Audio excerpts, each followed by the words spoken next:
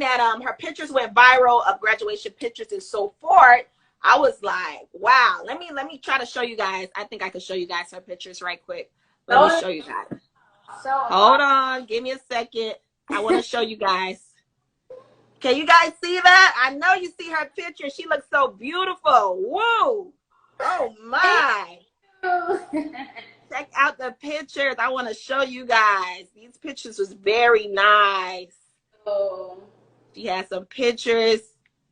So I seen her pictures, right? I just want to say it wasn't just your pictures of just going viral. The real reason when I was like, you know what, I'm going to get in contact with her. I want to connect with her and we have to get her on Level Up Live. What stood out to me, her caption said, first generation graduate. Yeah. That stood out to me. I said, wow. So I looked beyond the graduation pictures. That was stood out that you said that you was the first generation graduate. And to me, like me, I'm still in college also. That motivated me to let me know that I need to continue to push too. Because when I graduate, I will be the first generation graduate. Got it, girl. Okay, so you just graduated from Clark University, right? What did you graduate? What did you major in? Social work. Okay, social work. So how was it, I would say, like, how was your experience through college? Or, you know, I see that, you know, from a post that you put the other day, you had a transparent moment and you said, God is so faithful to those who wait and trust the process. This semester, you took a break from your business due to being a full-time student while working 3 jobs. You felt bad as if you neglect your business and your customers, right? And you said you had no choice but to make it. That way you can be financially stable. And then in April 2020 is the anniversary of your grandmother's death. So something in your spirit told you to get up and work on the business again. And then from there, when you started back again, your orders just started taking off. Like you never left. And it's so crazy because I had to take a break because I just became an AKA. I got an internship at the juvenile courthouse, and then I was working at the airport, and then I was interning at a women and children's shelter. So there was just no room for me to focus on business, and I had to put priorities first at that moment because I literally had to make sure I was financially stable because bills are real and you could be out in the streets and, you know, I don't have the luxury to sit there and just like, Mom, can you pay my rent this month? Can you pay my rent that month? And even more so, like, I don't want to put that burden on my parents, you know? Like, I don't want to put that on my parents. I know that my, you know, I'm a first generation college student, so they don't have, like, you know, salary jobs where they could just be splurging and stuff like that. So why put extra pressure on my parents because, you know, things that I want to do. I decided to apartment. You know, I could have lived on campus. Those are sacrifices I made. So at that point, I just had to make a sacrifice, and I had to take a break from business, and it was very heartbreaking for me. And I you know, I talked to my friends about it. I used to be like, you know what, I feel like I'm neglecting my baby because, you know, I worked so hard to push it out, and I had to take a break. And, you know, as soon as I tapped back in, it was just God. Like, God just came through. Orders came in. Importantly, like, it was just really God.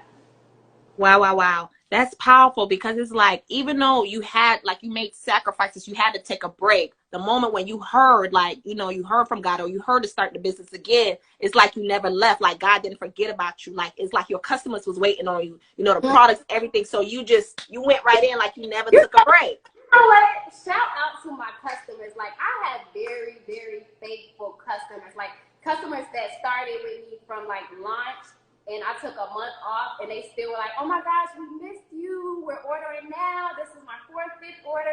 And, like, even in business, I make sure that I connect with my customers. And that's number one. Like, I make sure I connect with my customers, and I make sure I have a relationship with my customers. Because people, when it comes to facial and hair, people have to trust you. Like, you have to gain the trust from your customers. And I think that's very important for you to gain the trust and the loyalty of your customers to remain a business. Right, so tell us about your products from Polish My Beauty. It was a point of time, like in high school, like my hair, like the back of my hair, like used to always fall out, just literally always fall out. And my mom used to always take me to the doctor, and like nothing really would work. Like everything, like my hair would usually just fall out. And when I went to the doctor, my junior year, they had diagnosed me with seborrheic dermatitis, and that's just when your hair follicles are damaged and stuff like that. So, you know, I'm Haitian, so when I went back and told my family, they was like, we gotta get these natural remedies, natural treatments, da da da.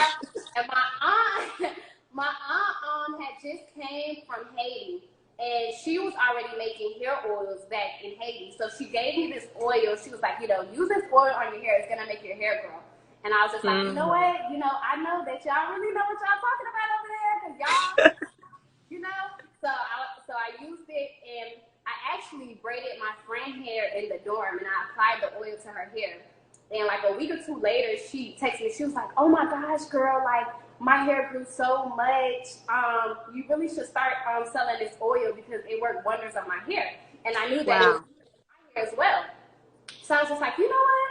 I really could start a business by doing this. Like, I really could start a business by selling hair oils. Like, I really could do this. It was hard, but I made it look easy. I made it look easy. I had to miss out on a lot of things, like a lot of things with my line sisters, a lot of things with my friends. Like, I just had to miss out on things because, like, I just had to work. Like I said, I don't the luxury of asking my parents for the money, and I don't want to put that on them. I'm a very independent person. My mom has grown me to be very independent. So it's been very hard, but it's been very rewarding as well, because it taught me a lot. It molded me into the person I am today. I'm very responsible, and when I'm in the professional field, I know how to work. So. I love it. So with that, I feel like what really fits you is breaking the cycle. Like, you are the first one to be the first generation of graduate. You're like breaking generational curses. You're going to be the one to bring generational wealth to your family. Yes. So how was that, you know, being the first, you know, even because I'm sure you're going to help the listening viewers, but you're also helping me while I'm in school also. I want to know, how is it to be the first generation graduate? Because I'm excited to reach that. At first, I felt like it was a lot of pressure, because it's like when you're a first generation college student, like they look to you. Oh, what are you majoring in? Like, is that making money? Like, because when I first came in, I started as a business major, and honestly, I was in those classes, and I just didn't feel a soul purpose in it. And if my heart not in it, I can't stay somewhere where my heart is not at. And that's just how I am as a person. So I had got an internship at a community center, and I was doing mentorship and stuff like that. And I loved it. And I was like, you know what, I'm gonna actually do social work. And then I went into social work. I got a lot of backlash from my parents. And then eventually, you know, it grew on them, because it's like, you like it, I love it. But being a first generation college student is hard, because you got a lot of people looking up to you. You got a lot of people looking up to you, and you got to set the standard for the people in your family. You got to set the standard for the people in your community. So it's a hard position to carry, but I'm willing to take on that role and still persevere through it and work as hard as I can, so I could set an example for people around the world. Wow. So it's basically leading by example, being a leader. And another thing I wanted to say, I see that you put on your page, you put to trust the process. You know, what would you say about trusting the process? How did you have to trust the process? I had to trust the process all my life. Whew. Wow.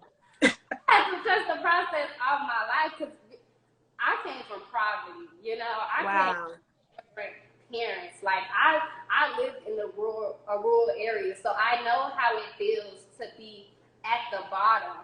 And like, to the level that I'm at right now, like 5 years from now, I couldn't fathom being where I'm at right now. I just couldn't fathom being where I'm at right now. And it's really trusting the process through it all. And it's going to be some bad days. It's going to be some good days, but you just really can't lose faith, and you can't lose sight of what your end goal is in all of it. Wow. That's very powerful, of trusting the process. Because, even right now, this is something, dealing with 2020, what's going on from COVID, from, just what's going on, like, with George Floyd and everything right now. A lot of times it's like a lot of people feel like a lot is going on, but you just got to know, you got to trust the process. Those words are very powerful. Those 3 words, trust the process. Because the process is not easy. Trust the process. You have to. And not even when you're trusting the process, you got to make sure that you putting in the work in the process as well. Like, because, you can't just say, I'm going to trust the process and I'm not going to work. But when you're in that process, you got to make sure you're doing your due diligence, and you got to make sure that you're actually putting in the work to gain something at the end of it. So. Absolutely. And I love that word, due diligence. Yes, you got to make sure, like, that's your checklist right there. You own up to what you got to do and what you got to focus on. So that was very good. You don't never forget, but you can't never forget your circumstances, and that's why, like, I'm always talking to my siblings, like, because a lot of times we like to be like, well, I've been through this, I've been through that, and this is the reason why I can't do this, and this is the reason why. But we can't keep saying can't. We gotta turn the can'ts into cans. You know what I'm saying? That's it. It's like, when are we gonna stop complaining? Because of course, I have to deal with the cards that I dealt with, but what am I gonna do to better it? Like, about it. Like, I can cry all day about my circumstances. I could be mad all day about my circumstances, but what am I gonna do to change it? And I think that's where the disconnect comes with a lot of people. Like, it's so easy to blame. Okay, we're playing the blame game, but what are you gonna do to change the circumstances? What are you going to do to change the circumstances? And that's true. A lot of times we be in our feelings, and don't get me wrong, we're human. You can't be on your feelings, but don't sit there and cry and everything the whole time. Like that, I feel like that come as a distraction, to get you off track. And that's with anything in life. And whether it's relationships, whether it's friendships, we cannot harp on things we can't harp on it for too long. When you down, stay down for a little bit, get your tears out, and get back up. You got to get back up again. I love it.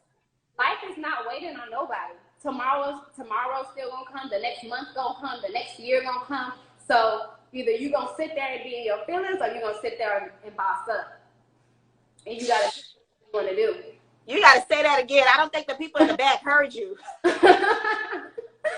You gotta pick which one you want to do, and I want to boss up. Yes, she said she want to boss up. This is the season right now to boss up, to level up. This is the time to go to the next level. A lot of things, you gotta like get yourself together. You gotta stay focused. Working hard. Pursuing everything. Yes. Because it's not just about you. It's about the people that come after you. It's not just about me. It's about the people that come after me. It's about the people that I'm surrounding myself with. It's about my family. Like, somebody has to open the door for somebody, like, for the rest. Like, somebody has to open the door. And, I just feel like that person is me, and I'm taking full advantage of it. It's something heavy to carry, but I'm willing to take it on. Wow. You said somebody has to open the door. If you're watching this live right now, I need you to comment and say, I will open the door. I will open the door. That's the hashtag. I will open the door. Yes. Open the door. Yes, doors, like, that's powerful, because, like, when one door closed, another door open. And, you got to know what door to walk in. You got to know what door that you see yourself walking. And a lot of times, you got to get your keys. You got to unlock the door. But to know that's powerful to say you will open the door. Because some doors get shut. But to know that you're going to be the one to open the door. The door is the opportunity. The doors that what your people couldn't do, you're going to be the one to do. Absolutely. And when the door gets shut, that's not the end for you. And I think sometimes when the door gets shut for some people, they're just like, well, it didn't work, and, I give up. But when the door, you got to find a different avenue.